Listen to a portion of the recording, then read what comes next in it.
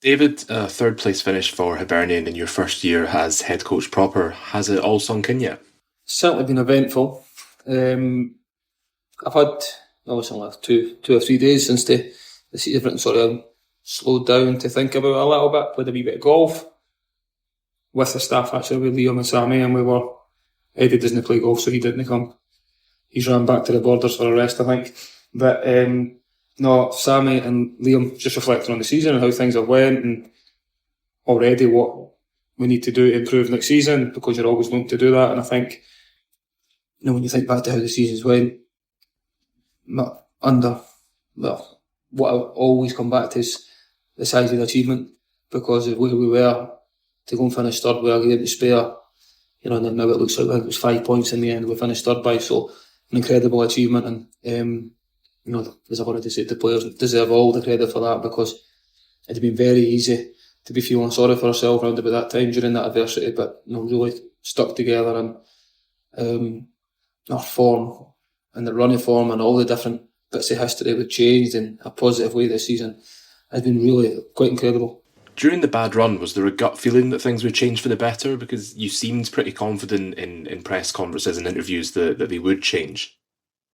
I think it's easy to say that and look like I was going to say that when it has turned round, when you can reflect and go, I knew that was going to happen. It's never in doubt. I don't think I'd quite say it as confidently as that, but I never ever stopped believing, given the time, we would turn it round. Because of two things, really. One, the level of performance wasn't reflecting on the results we were getting. There was a lot of individual errors that obviously you can rectify with confidence. There was a lot of decision making and that was going against us, with other things which are not excuses, but just things that were going against us. So probability, I don't think about us exactly, but how many goals we conceded late on in games, the probability of that happening all the time would turn. But the biggest thing for me was I never ever felt like I once lost to players, and you can get a sense of that. I've been here 10 years, but different managers, the players, I never felt like they were never engaged. I never felt like they once never went out to training and gave me absolute everything. And I was always able to demonstrate why I believed it would turn.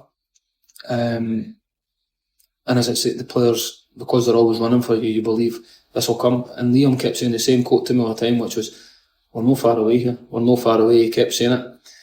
And I think because of the way the league was going as well, that nobody really got too far away from us, even though we weren't picking up enough points, that we were able to then get onto this little bit of momentum, which was just catching that team in front of us. And it worked really well, and it was one game at a time, and we were getting better, and the players, maybe the level of performance wasn't always where it needed to be. Probably played better at the start of the season in certain games and lost, but picked up points and wins just through sheer momentum, togetherness, but players playing with confidence, and the difference that makes. And maybe getting a bit of luck as well. One I remember, never forget the one at Dundee United, it drops in just under the bar. If that's the back end of the season, there was one right at the very end there, I can't remember what game it was exactly. Somebody shoots, it deflects and goes just wide, and you're going, it's that season that might look like the top corner. You know what I mean? These wee things like that you can't control, but when momentum's behind you and everything's feeling good about yourself, the players just get to the ball a little bit quicker, they make better decisions, and we definitely benefited from that.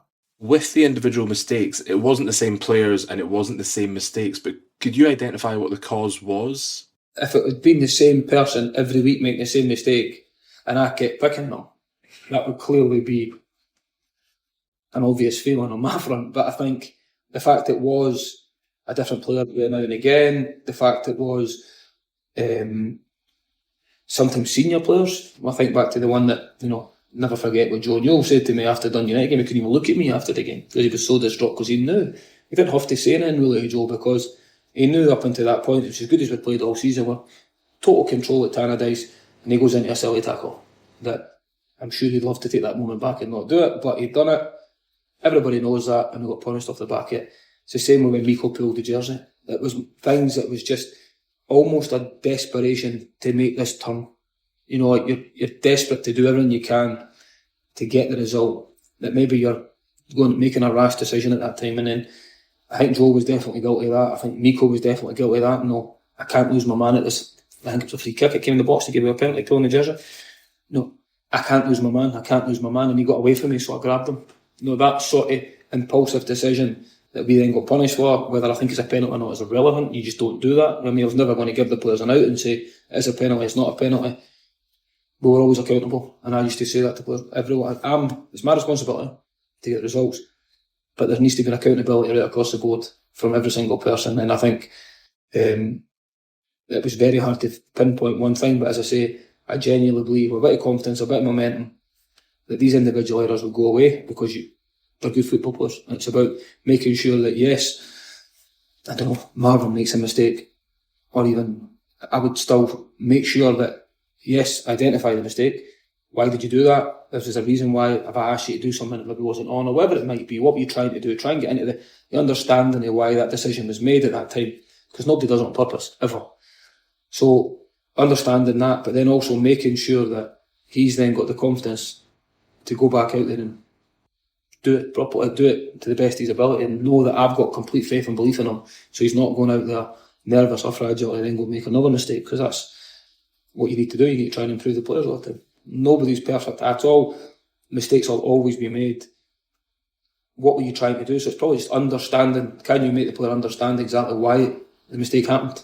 Could that be because just a simple decision making, the timing of the game, fatigue, tiredness? Or is it something I've genuinely asked him to do? Like, I think back to the very last game of the season there, and I set up the goal kick against Rangers and what we were looking to do to play out, and Smudge thought it was on for what I thought it was going to be, but Raskin was standing in a slightly different position, and he didn't see him, and he played the ball into that space where I thought, where I'd said where they set up previously that might be on. He didn't hit it hard enough, and we got punished for the goal. So that's a genuine mistake for Smudge, trying to do the right thing but just underhit the pass.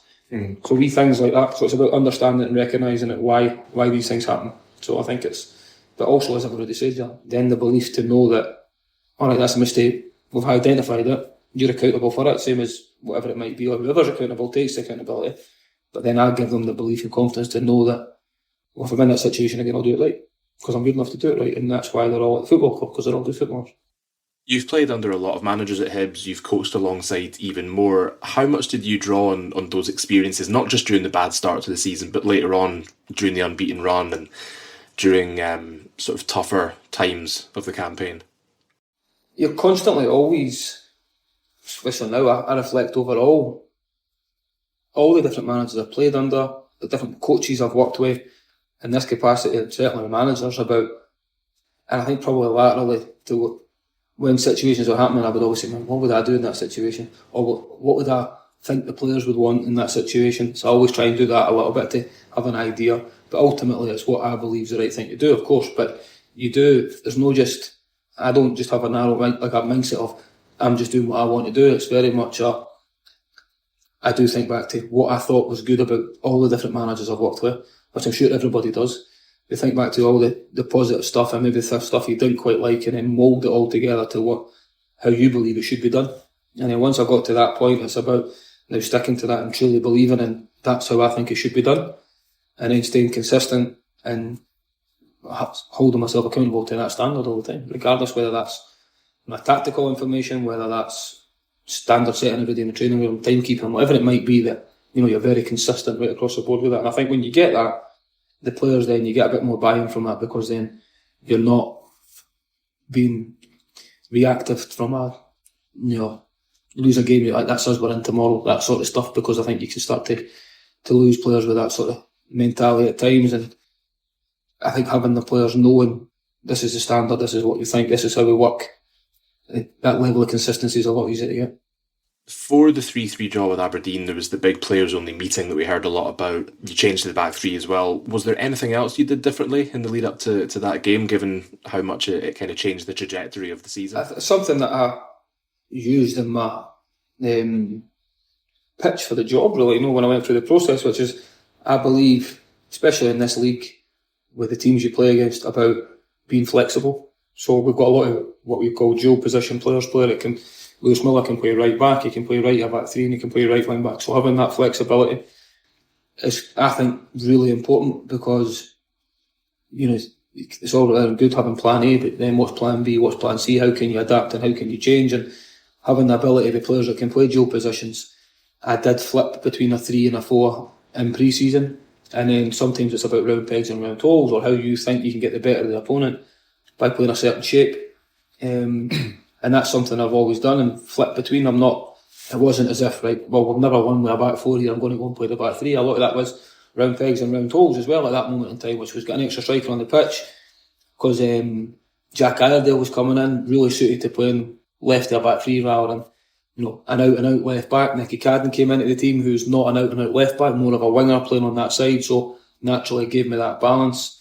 So, and then when you've got Nicky Cadden in the team, he's going to put balls in the box, so can you get the extra striker on the pitch at the time, and then a Josh Campbell running from midfield or whatever it might be, to try and get the best out of that group at that time. It's never just, I'm sticking to how I believe it should, how I want to play, and I'm not changing for anyone, because I don't think that, I think, unless you are the best team in the league with the best players, I think then it's up to everybody else to try and beat that way of playing. But where we are just now, and that's, I think, the same as every other manager, most majority of managers in the league will say, you need to be adaptable, you need to be flexible, and you need to have a plan B, and certainly at times even a plan C, because of the standard in the league. You played the back three for one half, I think it was, in the 3-2 defeat by Dundee United, and Hibs looked comfortable in that formation, but you didn't change until later on. Was there a set reason for sticking with the back four for a while longer?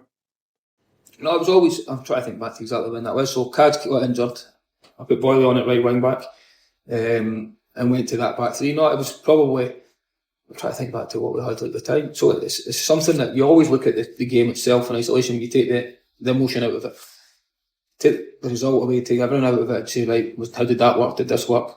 And then you'll look at all the data, like your XG, everything else. So our actual performances and data in the back four, there was a period where we went on a really good run, but we were giving up more opportunities on our goal with a back five or back three. So our goalies having to make more saves. And we were creating less shots on target and less shots at goal. Now the difference was we were much more clinical and we made much more saves at the other end. So it's a brilliant recipe when you're giving up more opportunities, but it's not just purely down to the shape. So what I'm saying there is we were actually better from opportunities given up initially at one point. Not by the end of it probably balanced out, but we went through that little period, first 14 games as a back four versus the next 14 in a back three. I think we conceded more opportunities on our goal in a three than we did in a four, which would probably be a surprise because you've actually got your back five in place when you're losing the ball. And it was very much, they're always difficult decisions depending on the players you're bringing in, round pegs and round holes and different ways. And as I always say, it's always geared towards the opponents as well. What gives me the best possible chance to try and beat the person I'm playing against, and what do I think they're going to do? And then at the point where we got that settled back five, it was individuals playing very, very well in their positions. Jack Iredale coming into the team and being really, really good. It really suited Rocky being in the middle of a back three. It really helped him, whether it be Warren Mahora or Lewis Miller at the side of them. That would be pretty much ever present back three sort of thing. And then you think back to Jordan Abita's season last season, how he started this season in the team playing as a left back.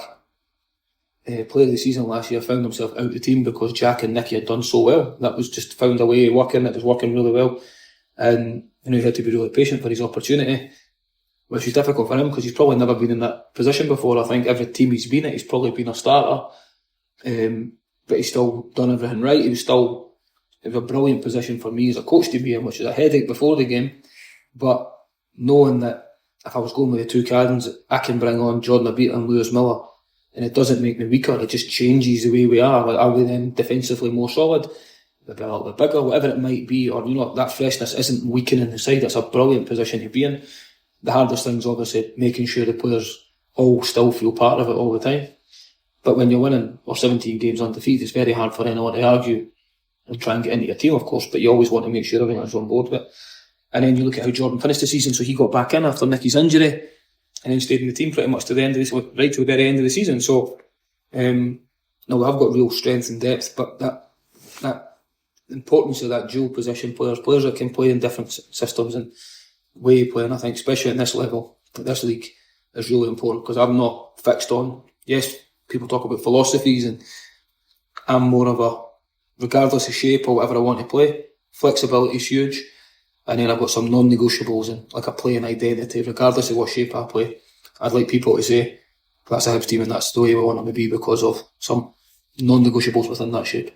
You've been pretty consistent in trying to avoid the limelight this season as much as possible, but the improvement in certain players throughout the season must give you a lot of satisfaction. It's going to sound really, but that is my job, and it's Liam's job, and it's Eddie's job, and Sammy's job every single day, regardless of the result. The result's more clearly on me, so that's my responsibility all the time, to make sure you get the right result. But are we still improving the players every day? Are they still feeling part of it? And I think that's been key, especially early on in the week. So if you think about how my working week works, early on in the week, the players who maybe haven't played on the Saturday, especially during that run, when you're not... Nathan's a brilliant example. When you think Dylan Levitt and Nectar came into the team and their level of performance was so consistent, they were really, really good. It was really hard for Nathan to get in the team. And then you add last to it, say last, it was Alessandro, as in that period as well, to try and get into that midfield. But the game with Papa, you come in on the Monday, and I've been a player there as well, where we've won at the weekend, probably not going to play next weekend. How do you keep the player motivated, or what would I want to feel like that as a player? Well, I've not played, so I still need to get better. So my full focus at the start of the week, the players who aren't playing become top of your list, because you need to make sure that they're still massively feeling part of it, but also they've not just played the game, so how do I make him better? So there's more of a focus on Nathan individually Monday, Tuesday, to make sure we're doing extra with him, to make sure that he gets enough out of the training, so that when he does get his opportunity, one, he's able to go and justify himself, and he's fit enough to go and do it, but two, the right opportunity then to make sure the level doesn't drop down, and he's improving all the time. And he's a brilliant example of that, because then he came in at a time where I think they played Celtic, Dundee United, the Hearts in the 1 week, and he played all 3 games and we got 9 points, which is an unbelievable return. He was outstanding in the 3 games he played in that point, but it shows again why you're focusing on them ones. I've been a player where I remember my last season with Jack, never played anywhere near the amount of games I wanted to play, but knew I had a real important role because I was club captain. I used to knock on his door and say, why am I not playing? Of course I did, but he was always very clear with me and told me and was honest with me the whole time. And that's all you can be with the players. You're just really honest with them up front, but also make them feel as well that I've not just got a starting 11. I've got, whatever it is, 25 players that I'm here to make you better, and Liam's job is here to make you better. Eddie's job is here to make you feel better. So Sammy's here to make you play better, because not all of them are going to stay at Hibs for the next 10 years. Some of them are going to have a year, 2 years, 5 years, whatever it may be, and they've only got one career. So can we improve players all the time? And this season's been a brilliant example of that, with players getting their first call-ups and international recognition off the back of it, which is credit to the players for their hard work, and also obviously the staff for putting in their hours, which is brilliant. How does managing players who aren't playing change when it comes to goalkeepers? Because dropping Joe Bursik for Jordan Smith was a big call at a big point in the season, but it had an even bigger impact on how things panned out for you. It's a challenge. It's something that Sammy's done incredibly well this season. I think, when I think back to how the season went for Joe Bursik, when we signed him, and people will say, and people have their own thoughts and opinions on how that's went, but Joe Bursik is a brilliant goalkeeper. You see that every single day in training. He had a real tough time at times in goals, and I think that's something that, he'll be miles better in his career because of having went through that. Unfortunate for him on a personal note would be that Smudge got his opportunity off the back of that, and he took it with both hands. And I think that's something that, one thing Joe Bursik never ever done was threw the toys at the pram, or behaved unprofessionally, or didn't try because he wasn't a Hibs player, or he still pushed Smudge every single day. He's still brilliant in training all the time. You could still see the reasons why we brought him to the football club and why he's going to be a top goalkeeper one day, because he's still young, he's got loads to learn, but he'll have learned so much about himself this year. Not having played the games he wanted to play, clearly, but if you just look at what Smudge has done, he's just came in and been so consistent and so calm and right throughout across the board. Whereas Joe would probably say, he had unbelievable saves and then a mistake or whatever it might be. So trying to find a level of consistency for him will definitely benefit him moving forward. But in terms of how he was around the group, I think he'll be a loss, because the players speak about a lot. He's real good character in the dressing room, and he's another one that when you're trying to put your dressing room together, you're always, when you bring in a lone player, for example, how are they going to fit into the group and the culture? Because at the end of the day, they've not committed to Hibernian Football Club in terms of the longer term stuff. It is a loan which was to try and improve him, and he's not played the games he's had, but in terms of, I'm sure he'll learn a lot still across the piece, which is great. And in terms of personal highlights, I'm sure there's been a lot, Manager of the Month awards aside, but what have your own standout moments been this season? I know there's probably a lot to choose from, but are there any that, you know, maybe wouldn't seem obvious picks for fans or for us watching on? When I think back to how the season's went, it's been a bit of a whirlwind all the time, and I think it goes back to the conversation I had with Haley, which was like never been happy or always been crabby or whatever it might be, and I genuinely think it's because when we win, that's what I expect to happen, and that's what I'm looking to happen, which is what I'm trying to do. Obviously, clearly my game plans in every single game, whether you're away to Celtic or not, or whatever it might be, is to how do we win the game here. My first thought is how do we win. So when we win, it's like, right, great, that was meant to happen, so the relief's there. I'm not overly happy. I am happy in the moment, but as soon as it's done, then it's right, next one. And it just moves on and moves on and moves on. And I think that's why it's hard for me to think back to one individual moment where I go, that was really, really good. I think there's been moments along the way that probably I'll do more now when I sit back and think about it. But big moments in the season, I think back to Nicky Cadden's free kick against Aberdeen. I know we talked about that game. That's an unbelievable goal. 92nd minute to put that in the top corner, and then we're going to go and win the game here for that point. Nobody then talks about it because Rocky does a slide tackle against the goalie and scores. So I think, you know, that was a huge moment in the season. It's like, that's a 1 in 50 goal. And it goes right in the top corner. That was huge. I was actually speaking earlier about Dwight Gale's goal just before half time in the Ross County game. That was huge because of the atmosphere of the stadium and what that done. Because that was probably as poor as we've been for a bit. In that first 45 minutes of football, you know, it was quite a flat. Ross County were good in the game and we were really flat. My team talk was clearly very different because we just scored before half time. And then that was the start of the runs. And then when you think Dwight Gale's goal at Tynecastle, I think that's something that probably, when I think back now, the more and more I think about it, I really enjoyed winning at Tynecastle and I really enjoyed winning at Ibrox. I thought they were two. The Ibrox one especially was the one where I probably, because I knew what I'd done with that was after the game, I remember thinking what that opportunities now gave us. So going to Ibrox and winning is something that's very, very difficult to do, clearly. And I knew not a lot of teams in the top 6 were going to be able to go and do that. So what that then gave us the opportunity going into the split was, again, lost to Aberdeen but didn't lose ground. So we lost ground but still stayed where we were, and it was another round of fixtures down and the mentality that came with it. So that was a massive, massive win, and I knew that. And I don't know if you said it, but that's why I had a wee bit of a punch in the air after that one, because I genuinely, I enjoyed it because it's a real difficult place to go, and I thought we were excellent in the game and fully deserved to win the game. So I was proud of the players for that one. They're sitting going, well done, you deserved that. Fully deserved it. Brilliant performance. And then to go and win at Tynecastle, not been done for 5 years, was something that was obviously heavily annoying me, but at the same time, again, shows you it's a difficult thing to go and do. And again, I thought we fully deserved to win the game that day. So, you know, they're the two big ones where you go, really good wins at really good times in the season as well.